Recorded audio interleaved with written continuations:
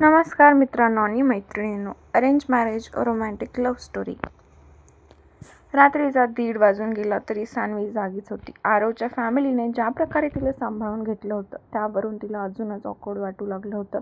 हे इतके चांगले वागतायत आणि आपले वडील ते का बरं असे वागतायत हा प्रश्न राहून राहून तिला पडला होता. सान्वी, झोप आता, अजून किती विचार करणार? आरव तिच्या डोक्यावरून हात फिरवत म्हणाला. ती त्याच्या छातीवर डोकं ठेवून पहुडली होती. आरव, मी वेगळाच विचार करते, सान्वी त्याच्याकडे पाहत म्हणाली. वेगळा म्हणजे कुठला विचार? नक्की तुझ्या मनात काय सुरू आहे सान्वी? हे बघ, उगाच मनावर ताण घेऊ नकोस. आई, बाबा, आजोबा सगळे तुझ्यासोबत आहेत.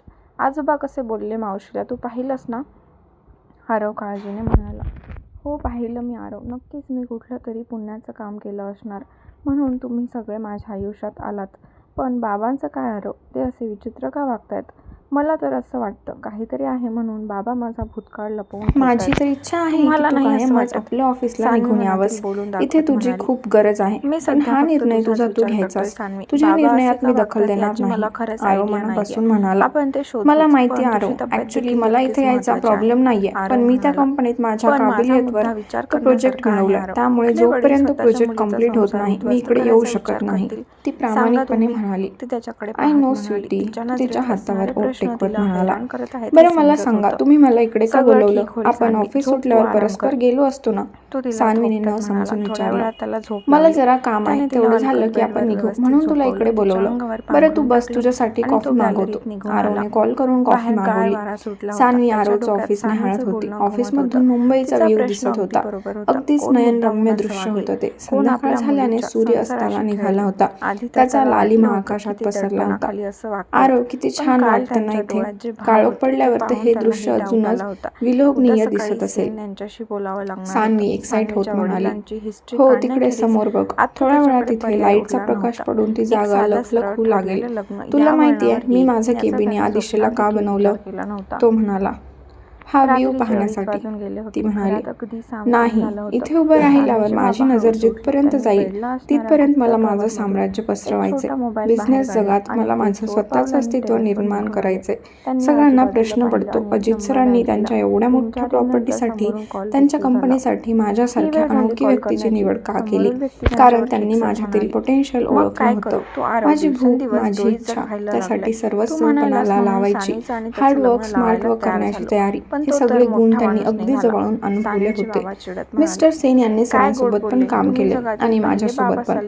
जेव्हा मिस्टर सेन यांचा माझ्यावर पूर्ण विश्वास बसला तेव्हा त्यांनी मला साथ द्यायचं कबूल केलं. स्वतः मिस्टर सेन यांनी माझी परीक्षा घेतली आहे. आरव म्हणाला. मला माहिती आहे तुमच्यात खूप टॅलेंट आहे. तुम्ही खूप मेहनत घेता.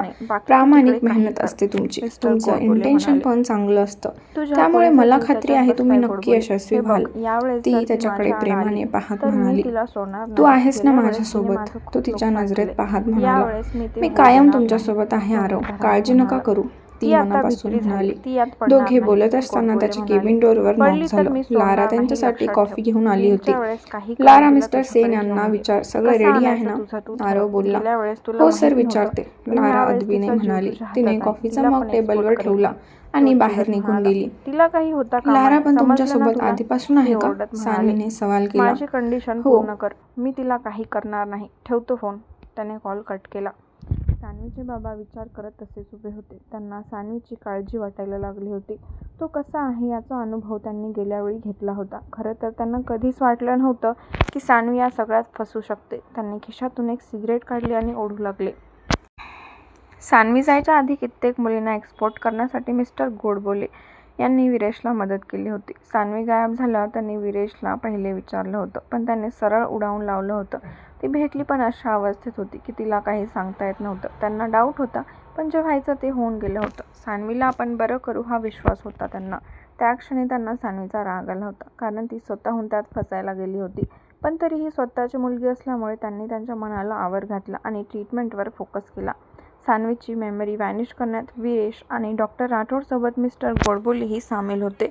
सान्वी गायब व्हायच्या आधी 2 कन्साइनमेंट सक्सेसफुली कंप्लीट केल्या होत्या त्यांनी. सान्वीच्या बाबांनीच त्यांना या मुली मिळवून द्यायला मदत केली होती. बऱ्याचदा आपण जे काम करतो त्याचा परिणाम आपल्या मुलांना भोगायला लागतो. तसंच काहीसं मिस्टर गोडबोले यांच्यासोबत झालं होतं. सान्वी मात्र भरडली गेली होती. एवढं होऊनही मिस्टर गोडबोले सुधारले नव्हते. रादर त्यांची अजूनही बरीच गुपित होती जी कुणालाच माहीत नव्हती. हातातील सिगरेट संपली तसं मिस्टर गोडबोले रूममध्ये निघून आले आणि बेडवर आडवे झाले. पडल्या पडल्या त्यांना झोप लागली. सान्वी सकाळी उठून किचनमध्ये निघून आली. खाली आल्यावर तिच्या लक्षात आलं घरात मावशी नव्हत्या. तिला खूप वाईट वाटलं. ती किचनमध्ये आली तेव्हा लता नाश्ता बनवत होत्या. आई, सान्वीने हिम्मत करून हाक मारली. सान्वी, बरं झालं तू आलीस. जरा चटणी करून घे ना, बाबांना आज लवकर बाहेर जायचंय, लता म्हणाल्या. हो आई, घेते. सान्वी पटकन चटणीची तयारी घेऊ लागली. लता तिचं निरीक्षण करत होत्या. रडून रडून तिचे डोळे सुजले होते. चेहरा ओढल्यासारखा झाला होता. सान्वी, हां आई. स्वतःला इतका त्रास करून घेऊ नकोस. काही गोष्टीत तुझी चूक नाहीये, त्या तिला समजवत म्हणाल्या. पण बाबांची तर आहे ना, त्याने तुमच्याशी सगळं बोलायला हवे होतं. तुम्ही सगळ्यांनी मला समजून घेतलंत, हे खूप मोठं आहे आई. पण या सगळ्यात मावशींना जावं लागलं, याचं वाईट वाटतं मला, सान्वी मनापासून म्हणाली. काही वेळा काही लोकांचं आपल्या आयुष्यातून जाणं योग्य असतं सान्वी, त्याचा इतका विचार करायचा नाही, लता म्हणाल्या. पण त्या तुमच्या बहीण होत्या, सान्वी म्हणाली. मान्य की ती माझी बहीण आहे, पण जर तिचा नाईलाज असता, ती खूप मोठ्या संकटात असती तर ठीक होतं. आपण तिला जायला सांगितलं नसतं. पण ती इथे आली होती ते फक्त तिच्या मतलबासाठी. असं नव्हतं की तिच्या मुलाला नोकरी नव्हती. आरव कोण आहे हे समजल्यावर लोभापायी तिच्या मुलाने नोकरी सोडली आणि इथे आला. हेच जर त्याने आरवला कामाविषयी रीतसर सांगितलं असतं, नोकरीसाठी अप्लाय केला असता, तर नक्कीच आरवने चान्स दिला असता. त्यामुळे त्यांच्या जाण्याचं वाईट वाटून घेऊ नकोस. चल आवरून घेऊ, उगाच उशीर नको, आई म्हणाल्या. सान्वीला त्यांचं बोलणं पटत होतं, पण आपण निमित्त ठरलो याचं वाईट वाटलं. लता यांनी तिला भानावर आणलं तसं ती पटापट आवरू लागली. सान्वी सकाळी आवरून ऑफिसला पोहोचली. सगळ्यात आधी तिच्या डोक्यात काल पाहिलेला प्रकार आला तसं तिने पियूनला बोलावून घेतलं. साठे, शिप्रा मराठे म्हणून अकाउंटंट डिपार्टमेंटला मुलगी आहे, तिला सांगा मी बोलवले. मॅडम, शिप्रा मॅडम तर आज आल्याच नाही आहेत. मगाशी मंगेश सरांनी पण मला निरोप दिला होता, साठे म्हणाले. का आली नाहीये, काय समजलं का? सान्वीच्या मनात शंकेची पाल चुकचुकली. मॅडम, त्यांनी जॉब सोडला. त्यांचा तसा मेल आला होता, साठे म्हणाले. काय? अचानक जॉब कसा काय सोडला पण? काही कळत नाही मॅम, पण मेल आला होता असं समजलं. बरं ठीक आहे, तुम्ही गेलात तरी चालेल, सान्वी म्हणाली. पिऊन गेला तसं सान्वी विचारात पडली. या शिप्राने असा अचानक जॉब कसा काय सोडला? नक्की सोडला की तिच्यासोबत अजून काही झालं? विरेश तर ऑफिसला आलाय, याला कंटाळून तर तिने जॉब नाही ना सोडला? असे एक ना अनेक प्रश्न तिला पडले होते. काही केलं तिच्या मनाला चैन पडत नव्हता. शेवटी तिने सान्वीला समोर बसवून त्यांनी रेकॉर्डिंग सुरू केली आणि तिच्याशी बोलायला सुरुवात केली. डॉक्टर आरव आणि सान्वीला घेऊन आतल्या रूममध्ये आले. आरव बाजूला शांत बसून होता. डॉक्टरांनी सान्वीला काही इन्स्ट्रक्शन्स दिल्या तसे तिचे डोळे जडावले आणि आपोआप मिटले गेले. डॉक्टर हळूहळू तिला एक एक प्रश्न विचारत होते. तीही त्यांची उत्तरं देत होती. पहिलंच सेशन असल्यामुळे डॉक्टरांनी तिला फार काही खोलात जाऊन विचारलं नाही, पण त्यांना एक गोष्ट मात्र समजली होती.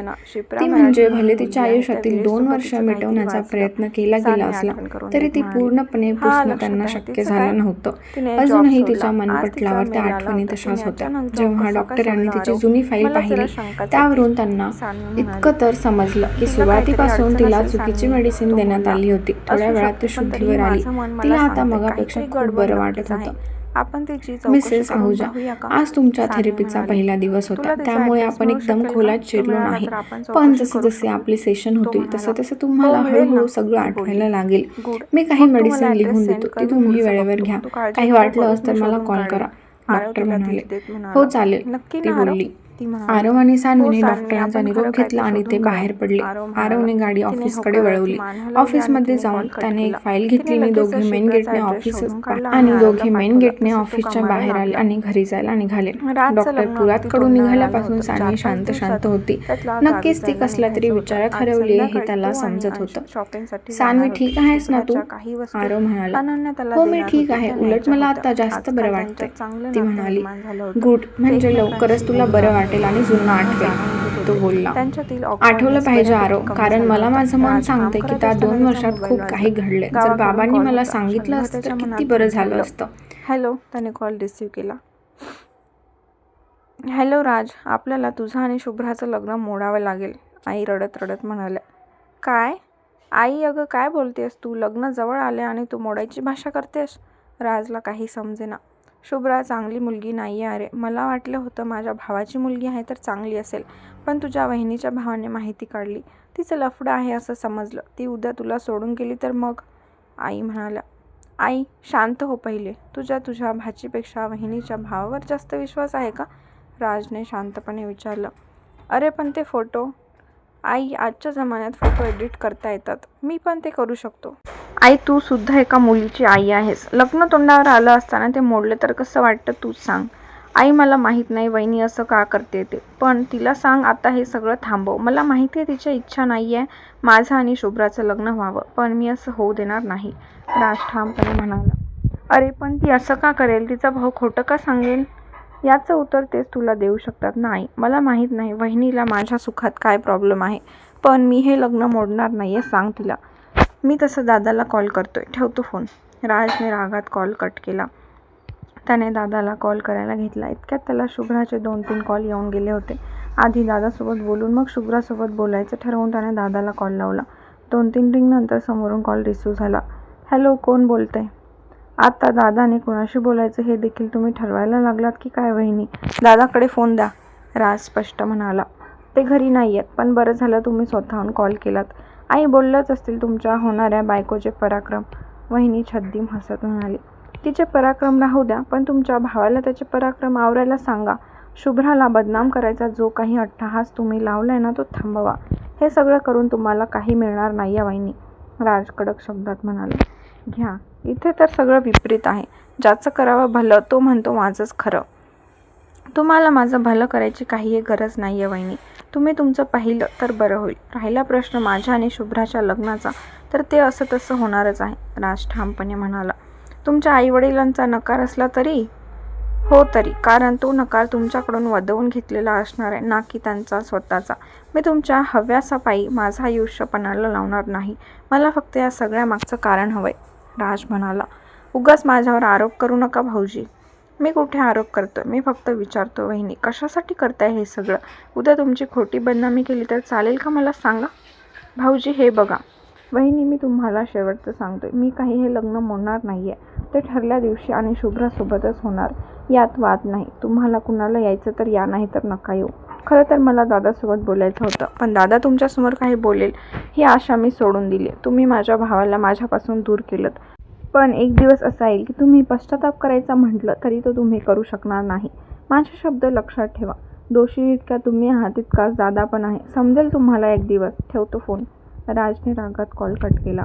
तो शुभ्राला कॉल करायला घेणार इतक्या डिपार्टमेंट हेड त्याला बोलवायला आला होता. काहीतरी इमर्जन्सी आली होती.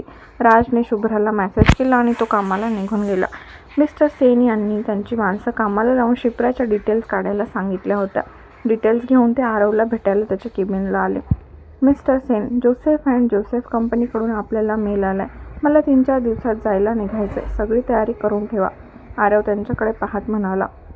यस सर, नक्कीच. सर, थोडं महत्त्वाचं बोलायचं होतं, मिस्टर सेन म्हणाले. बोला ना.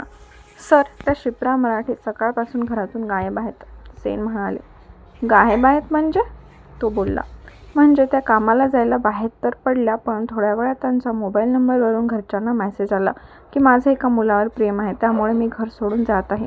मी कधीही परत येणार नाही. माझा शोध घेऊ नका, सेन सांगू लागले. ओके मिस्टर सेन, मला हा काही योगायोग वाटत नाही आहे. मला वाटतं आपण तिचा शोध घेतला पाहिजे. तिचा बॉयफ्रेंड वगैरे कोण आहे? सकाळी तिला कुणी पाहिलं याबद्दल माहिती मिळते का बघा. कदाचित तिच्या जीवाला धोका असू शकतो, आरव म्हणाला. हो सर, मी आपली माणसं ऑलरेडी कामाला लावलेत. लवकरच आपल्या हातात काहीतरी येईल, सेन म्हणाले. मी आजच माझ्या मित्रासोबत बोलून घेतो, जो पोलीस खात्यात आहे. त्याच्याकडे येत्या काही दिवसात किती मुलींच्या मिसिंग कंप्लेंट आहेत वगैरे शोधावं लागेल. हो सर, पण मी शिप्रासारख्या मुली असल्या तर मग समजणार कसं?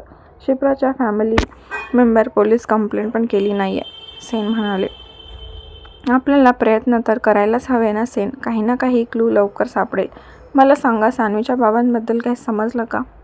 आज रात्रीपर्यंत सगळी माहिती मिळून जाईल, ते म्हणाले. ओके, तुम्ही कामाला लागा. आरव म्हणाला. मिस्टर सेन यांनी त्याचा निरोप घेतला आणि ते बाहेर पडले. आता प्रश्न हा होता की अजून किती मुली यात अडकल्या आहेत. गेल्या वेळेस जे घडलं तसंच आता घडत असेल तर आत्ताही हे थांबवायला हवं. नुसतं थांबवायला नाही तर ते सगळे नराधम पकडले गेले पाहिजेत आणि आरव ते काम करणार होता.